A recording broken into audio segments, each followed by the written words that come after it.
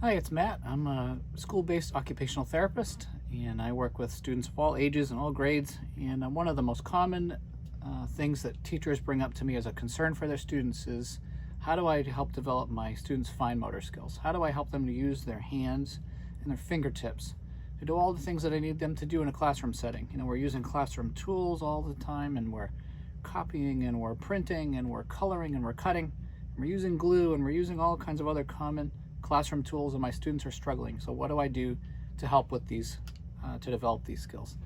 So I want to give you a few simple ways to help build those skills in your students. And there are many other ways that you can find online. Really what you want to think about is the fact that the muscles inside the hand are really, they're kind of small compared to the other muscles in our body, and they're kind of weak compared to the others as well. And so it really takes a lot of practice and a lot of repetition to build up the strength in those muscles, and really to build that sort of muscle memory and that motor memory for doing these tasks. That sort of motor planning piece is crucial as well. So what I want to do is I want to do activities, I want to develop activities that force my students to use their fingertips. And so a lot of things that we have just even laying around the house or laying around the therapy room at school or in your classroom, you can use to help develop those skills. So one of the best things I like to do is silly things like Play-Doh or silly putty or clay, anything where the student is asked to knead the dough and really squeeze, to do that repetitively, and to pick little pieces off of the putty or the Play-Doh, and use their fingertips to roll them up. Anything that really requires them to use those fingertips is great. We'll also take things like silly putty or Theraputty. It works okay in Play-Doh, but not as well as in the putty, is to hide things inside of it and just have the students find them. So you can get some beads or some small items and just hide them inside that silly putty or that therapy putty, and then have those students dig them out. It really helps to work on that strength within the hand.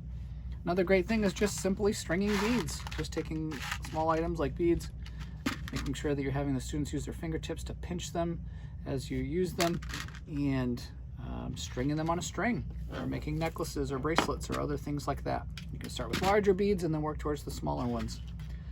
So bead stringing. Another thing I love to do is grab a good old tennis ball and cut a mouth hole into it, make a little face, and then we can do all kinds of squeezing and hand strengthening with this. And we'll do silly things like feed the ball the beads, or we'll pretend that they're Fruit Loops or candy, and we'll feed them to him. Or we can do other things with that as well. Make him talk and have little puppet plays or anything like that. Anything to encourage that hand strength. Good old nuts and bolts. These are some toy ones, and you can just imagine that all that twisting motion and using two hands together is great for developing hand skills. You could get the big toy ones like this. You could just get real ones as well. They work just as well. And all of that great sort of assembling and disassembling is wonderful for the hands. Dice are great as well. You kind of have to use your hand, and you have to form those arches in your hand to make a cupping motion to kind of hold that dice or that die inside of your hand as you shake it and as you use it. So lots and lots of dice activities are great for developing fine motor skills. Legos and other things that you have to use your fingers and your hands together to assemble, to line things up and push them together. So sort of assembly blocks, things like Legos, or just good old-fashioned blocks are great as well.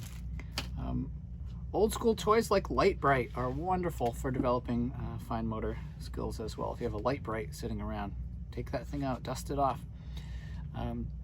Coins and coin activities, picking up coins and placing them into a piggy bank or into a slot inside a little box or a container are wonderful. And even just at snack time with your younger students, if you have those little finger snacks that you're going to give your students anyway, instead of putting them out in a little pile on the table or on a napkin, put them inside a small cup where they have to use their fingertips to reach inside that small container to get those snacks out and eat them. All wonderful things for fine motor skills. So anything like you have laying around, paper clips, rubber bands, even just taking paper and ripping it up into tiny pieces, and then taking those pieces and either gluing them to make a mosaic art project. You could also just crunch them up or crumple them up with the fingertips.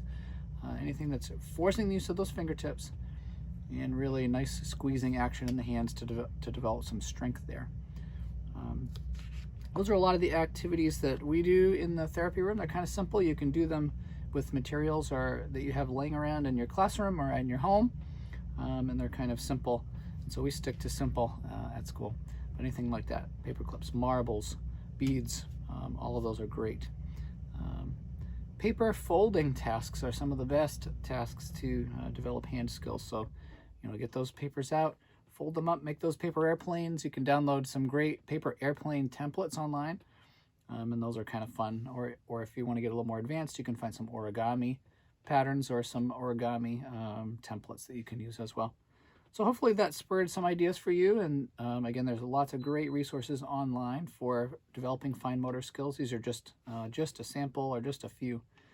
But get out there, help your students develop those hand skills and that hand strength. It's really going to help them as they learn to copy and print. It's really, really going to help them as they start to use all those common classroom tools that we expect our students to use in the classroom every day. So hopefully that's helpful to you, and I will see you in the next video.